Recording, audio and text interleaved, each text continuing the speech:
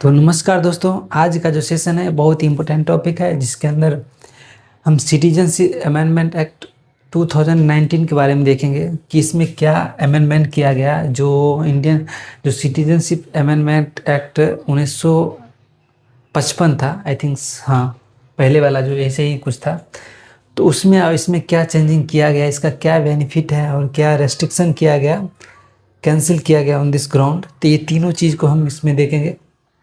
जैसे कि फर्स्ट है क्या कवर किया गया, दूसरी बात बेनिफिट एंड प्रोविजन, इसमें क्या शामिल किया गया, दूसरी बात registration can be cancel on the ground, किस ग्राउंड पर रजिस्ट्रेशन को कैंसिल करना है इसके बारे में बात किया गया है। तो चलते हैं, स्टार्ट करते हैं आज का ये टॉपिक जो बहुत ही इम्पोर्टेंट टॉपिक है।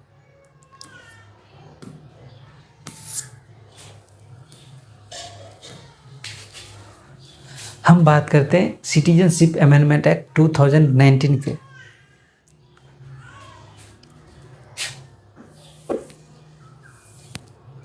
इसके अंदर की इम्पोर्टेंट प्रोविज़न अगर देखें तो इसके अंदर की प्रोविज़न अगर इसके अंदर शामिल हुआ है, की प्रोविज़न की बात करें तो illegal migrant who fulfil 4 condition, जिसके अंदर 4 कंडीशन को फुलफिल करना होता है, will not be treated as a illegal migrant. अगर इलीगल माइग्रेंट ये 4 चीज़ों को फिल कर रहा है तो उसको इलीगल माइग्रेंट नहीं माना जाएगा। And they are Hindu, Sikh, Buddhist, Jain and Parsi and Christian. First condition ये है, यानी 4 कंडीशन में से पहला कंडीशन ये है, ये फुल अगर कोई भी माइग्रेंट अगर इस चीज़ को, इलीगल माइग्रेंट है ज़रूर, लेकिन अगर ये 4 कंडीशन जो है 1 2 3 4, मतलब ये 4 कंडीशन जो फिल कर देता है उसको इलीगल माइग्रेंट नहीं माना जाएगा। फर्स्ट वो होना चाहिए हिंदू, सिख, बुद्धिस्ट, जैन, पारसी और क्रिश्चियन होना चाहिए फर्स्ट। दूसरा है they are from the Afghanistan से होना चाहिए, बांग्लादेश और पाकिस्तान से होना चाहिए, पहला ये कंडीशन होना चाहिए। दे इंटर इंडिया ऑन और before December 30, 2014। They are not in a certain tribal area of Assam, वो ट्राइबल एरिया असम का नहीं होना चाहिए, ना ही असम को होना चाहिए ट्राइबल एरिया, ना मेघालय को होना चाहिए, ना मिजोरम को होना चाहिए, ना ही त्रिपुरा को होना चाहिए। Included in the 6th schedule to the constitution और या area under the inner line permit Arunachal Pradesh, Mizoram and Nagaland. इस कंडीशन फॉलो होना चाहिए। चौथा पॉइंट है इसमें से, these tribal area including Karbi एंजोल and Anglong in Assam, Garo hills in Meghalaya and Chakma district in Mizoram and Tripura tribal area in district. ये कुछ कंडीशन है जी, अगर इलीगल माइग्रेंट भी है तो ये कंडीशन अगर फुलफिल कर रहा है तो उसको इलीगल माइग्रेंट नहीं माना जाएगा। इसका की पॉइंट यही है। आगे देखते हैं।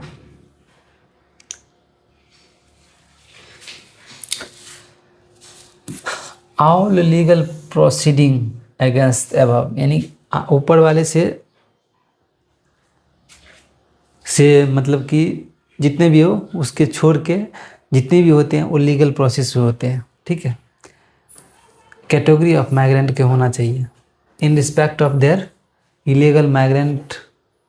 अगर इलीगल माइग्रेंट है तो ऊपर वाले 4 कंडीशन को फिल करना जरूरी होता है और citizenship will be close, otherwise citizenship will be close हो जाएगा।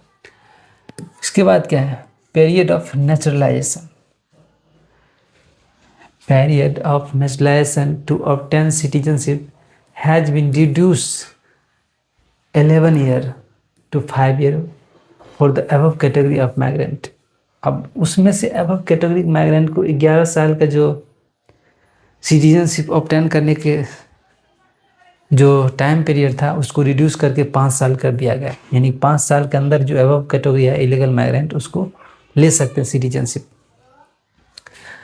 ये कंडीशन क्या है, सेंट्रल गवर्नमेंट में भी cancel registration of overseas citizen of India if overseas citizen of India has violated citizenship act, अगर वो ओवरसीज सिटीजन ऑफ इंडिया, मैं पिछले वीडियो में बता चुका हूँ कि वो वायोलेट करता है इंडियन सिटीजनशिप एक्ट को, और या any other law so notified by the central government, जिसने सेंट्रल गवर्नमेंट नोटिफाई किया है, also the card holder has been given an opportunity to be heard. The act provided that the central government may cancel registration of overseas citizen of India on 5 grounds, including registration through fraud के through, अगर overseas citizen of India अगर registration fraud के through किया हो, या फिर showing the disaffection show कर रहा है कॉन्स्टिट्यूशन के प्रति, तो भी उसका जो सिटीजनशिप है उसको कैंसिल किया जा सकता है. या इंगेजिंग विथ एनिमी ड्यूरिंग वार के दौरान, अगर उसका इस कंट्री के साथ वार हो रहा है, मान लीजिए इंडिया के साथ वार हो रहा है और उसको इंगेज है उस अगेंस्ट पार्टी के साथ, इनमी दोस्त के साथ, तो उसको कैंसिल हो जाएगा. कहने मतलब इनमी. उसके बाद तीसरा है necessity in the interest of sovereignty of India, यानी इंडियन की सॉवरेनिटी है उसमें इंटरेस्ट भी होना चाहिए, ज़रूरी है. और सिक्योरिटी ऑफ स्टेट और या पब्लिक इंटरेस्ट के, सॉवरेनिटी ऑफ इंडिया या सिक्योरिटी ऑफ स्टेट की सुरक्षा, उसमें नेसेसिटी इंटरेस्ट होना चाहिए, या फिर पब्लिक इंटरेस्ट, उसमें इंटरेस्ट होना ज़रूरी है. If with in 5 years of the registration the overseas citizen of India has been sentence मतलब उसको सज़ा मिल गया है, इम्प्रिजमेंट फॉर द 2 years, यानी 5 साल के अंदर उसको 2 साल की सज़ा मिल जाता है, तो उस कंडीशन में भी उसका कैंसिल हो जाएगा रजिस्ट्रेशन सिटीजनशिप होने का. तो आगे ये पॉइंट क्या कहते हैं, एनआरसी. अब एनआरसी वाला पॉइंट क्या होता है, national register of the citizen, जिसको कहते हैं एनआरसी. वो तो देख लिए. इसके अंदर क्या है, इसके अंदर है it is a list of Indian citizen to decided bona fide of Indian citizenship and those who fail to enter in the registration will be deemed to be illegal migrant.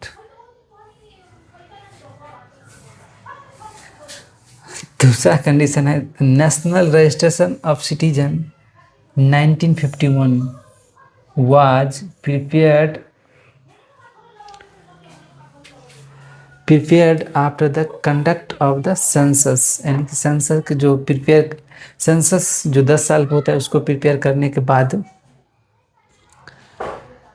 Census of 1951 in the respect of each village showing the householding in serial order and indicating against each houses, or a holding the number and names of the person staying therein.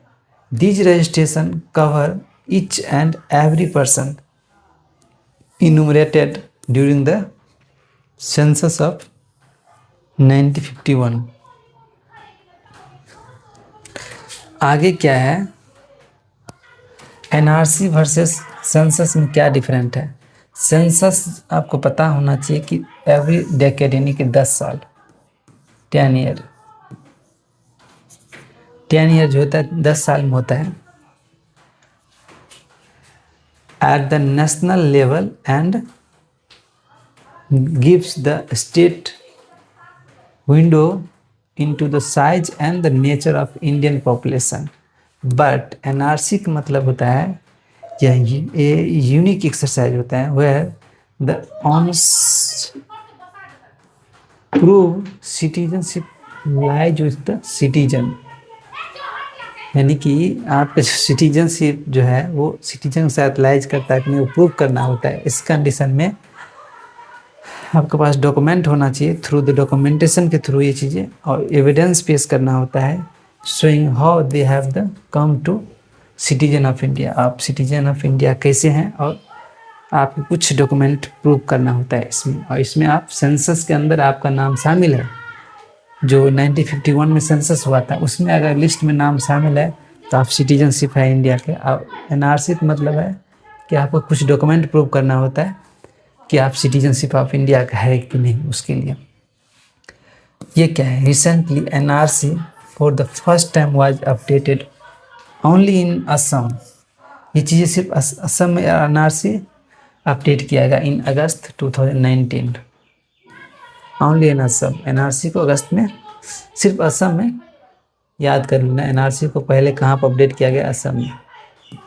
ठीक है, ये असम जो है इसमें अगस्त 1900।